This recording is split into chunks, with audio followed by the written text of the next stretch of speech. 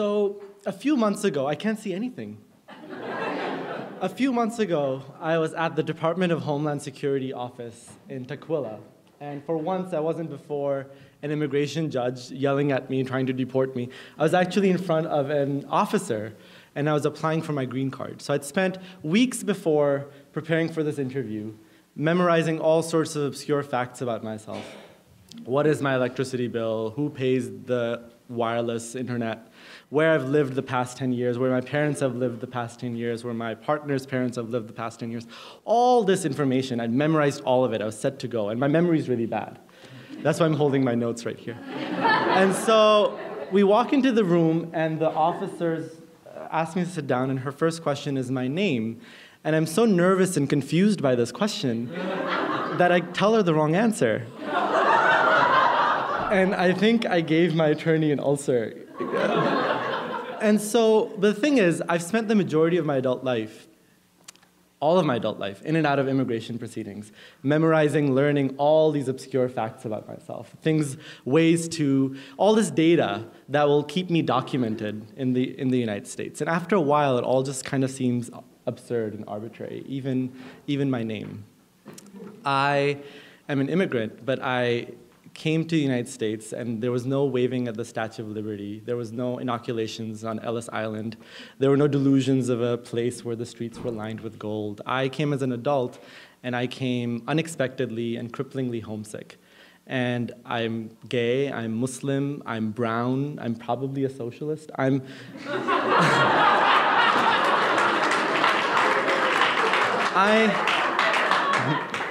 a bad dream that America's having.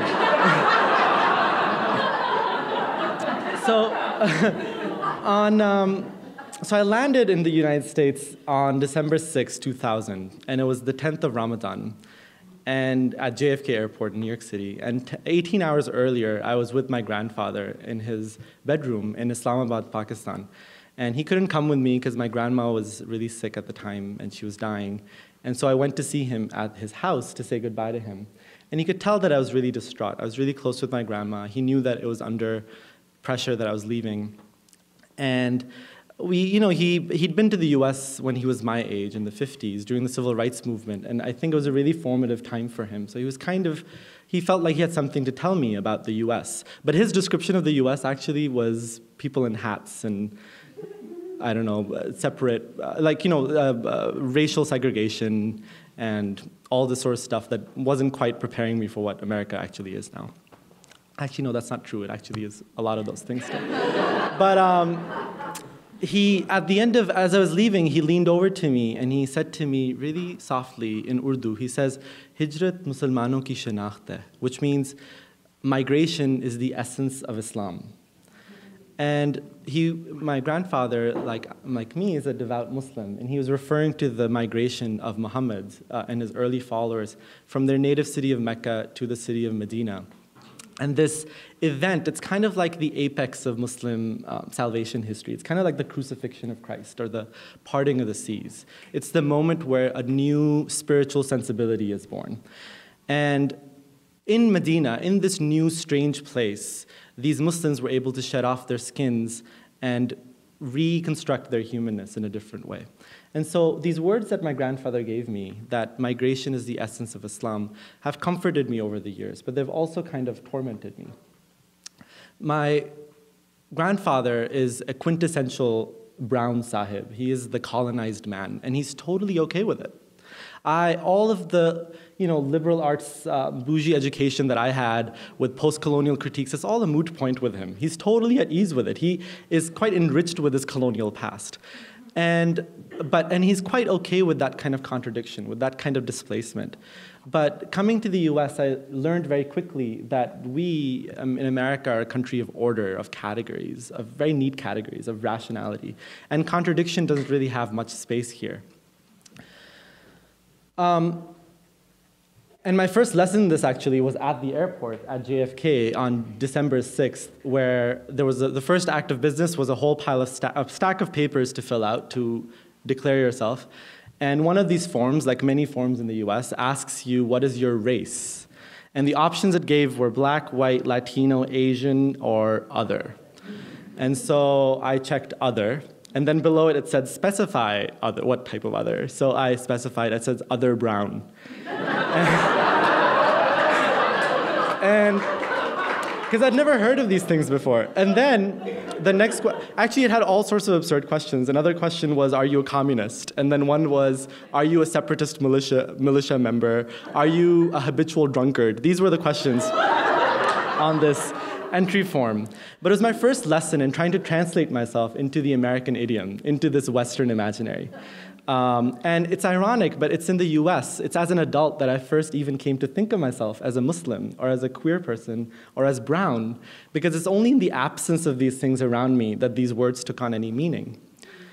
And these lessons have continued. I came to the US around the time of 9/11. And so the America that I came to know was this really angry, vengeful place. And during this time, my brother, actually, who was in the US as well, fell victim to really heinous hate crime. He was walking with a girl who was wearing a headscarf, and they started, a gang of thugs or something started attacking them. And she ran away, but they just beat him up, and they fractured his whole face, and they left him in a pool of his blood. He has great teeth now. But this was my America. It was dangerous. It was scary. You know, my grandfather would call me up and tell me about the Japanese concentration camps in the United States after World War II, and he would say, you need to go to Canada, you need to run to Mexico, because they're going to do this to the Muslims. And during this time, my parents, both of my parents, were picked up by the Department of Homeland Security and put off in prison because there was a glitch in their paperwork.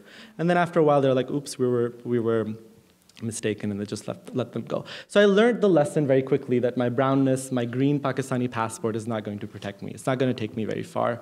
In fact, I became kind of ashamed of my displacement, of my strangeness. The words of my grandfather became kind of meaningless to me because I went to great lengths to hide it, to hide the fact that I was in fact an immigrant. Part of it was learning how to imitate how Americans speak. And so I have tried very hard to conceal the colonial accent that underlies, maybe it comes out at times, but learn to flatten out the A's and to really bite the R's. It's not the faster the better, it's faster the better. Barbara Walters, right? Like the really deep R's. And, you know, I went to great lengths. I realized, I learned all these things. In America, it's not okay for men to cross their legs. Pink is for girls, blue is for boys. You can't hold hands with your male friends walking down the street. Apparently, that's strange. And also, I realized that I wasn't just brown. I was too brown. I was threateningly brown. And so I'd go to great lengths to sort of put people at ease. So when I'd go through the airport, I'd wear like extra tight jeans or short shorts with like a rainbow bracelet, because I was like, you know, they're gonna think there can't possibly be a Muslim gay terrorist, right? So it always worked. And it always worked. And this really was the sort of turn that my life had taken, where I was completely concealing my strangeness. This thing that was supposed to enrich me, that my grandfather felt should enrich me, was in fact something that was a source of torment, of shame.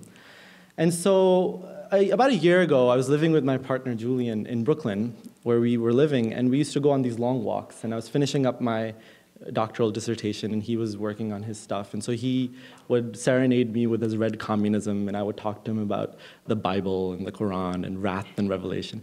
And we'd walk through these parks. And so on one of these strolls, we're walking through McCormick Park in Brooklyn, and we're holding hands, and out of nowhere, this ancient, toothless Russian lady in a frock, in a red frock, leaps out at us and yells, "Очень красивый." And I was really startled, and my partner, who studied in Russia for a while, knows Russian, he started laughing, and I said, "What did she say?" And she said, "Very handsome."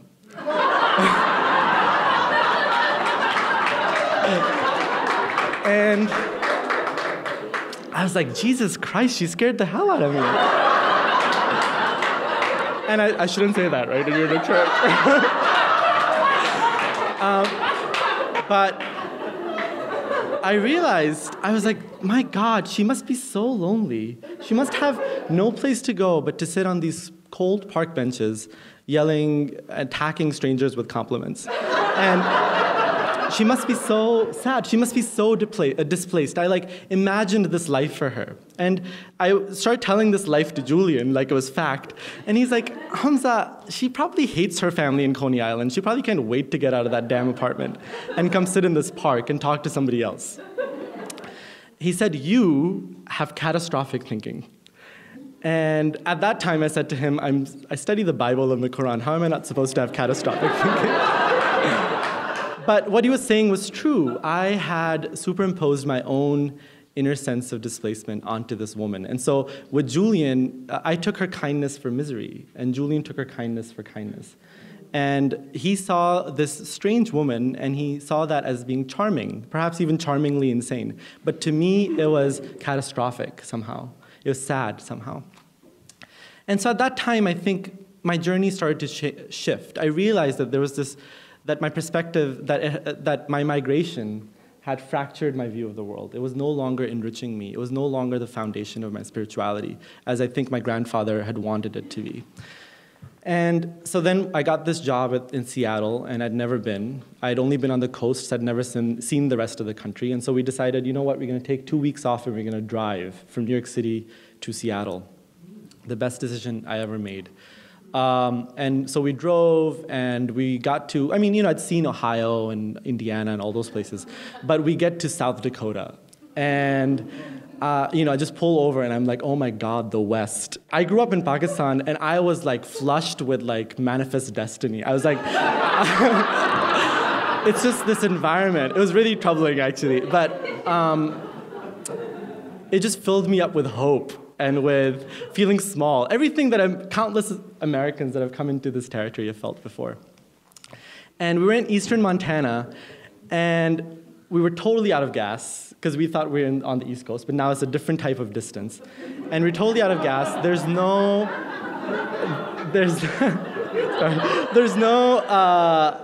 gas station. There's nothing. There's not a tree, there's not a rock, there's not a car. It's just us and this road. And I'm thinking of the Hills of Eyes. We're both in skinny jeans and in a Toyota Yaris. And I think we're gonna be someone's dinner. So I'm narrating this to Julian. I'm like, Julian, this is not gonna end well. This is not gonna end well. We don't fit in. And so anyway, we see this kind of a bunch of trailers at the end on the horizon. And so I pedal down this valley sort of thing. And we get this, and this gorgeous brown man comes out, and he fills the gas. And he was this total sight for sore eyes. And I was like, how did immigrants end up in the middle of Montana? Right? How did brown folk end up all the way here? And as we're driving away, I see a big sign. It says, you're now leaving the Crow Agency, or the Crow Reservation. And I realized I'd gone bonkers. I'd taken my displacement, and I'd superimposed it onto a Native American community. And it was the First Nations. It was the folks that we'd met were actually Native American, and I'd assumed that they were immigrants. And that really got me thinking, and I realized in that moment and the moments that followed that I was, in fact, an American. I was the most American of Americans because I was a settler. And looking at the United States, I realized that I'm murky brown like the meandering Mississippi. I'm brown like Utah and Idaho, rocky and infertile, and newly settled by the white man.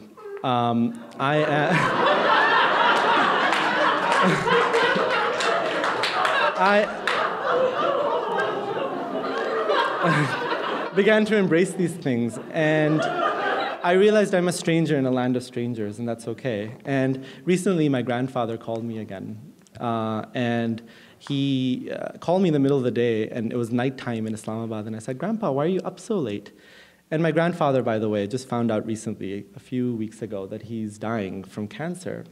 And I don't have my green card, so I can't go back and see him and be by his side now that he takes his final migration. And he called me and he said, I'd been thinking about you.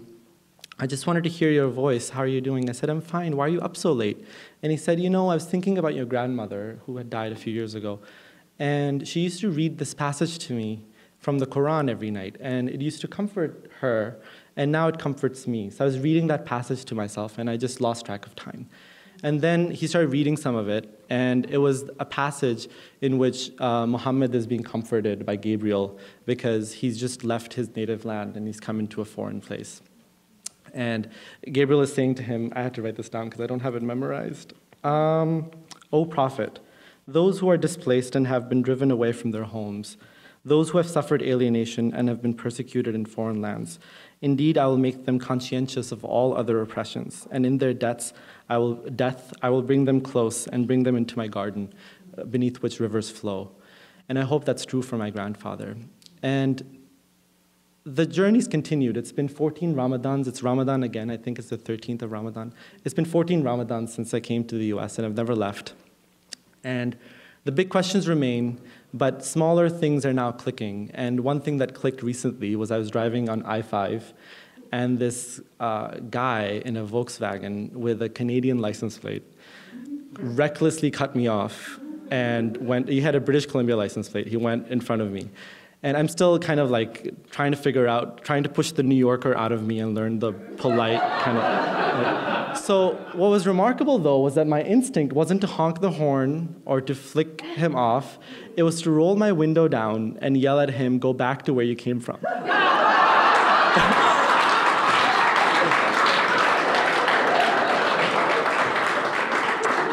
And so, like many Americans before me, I'm forgetting my displacement, and I think I'm finally, perhaps, crossing the threshold. Thank you.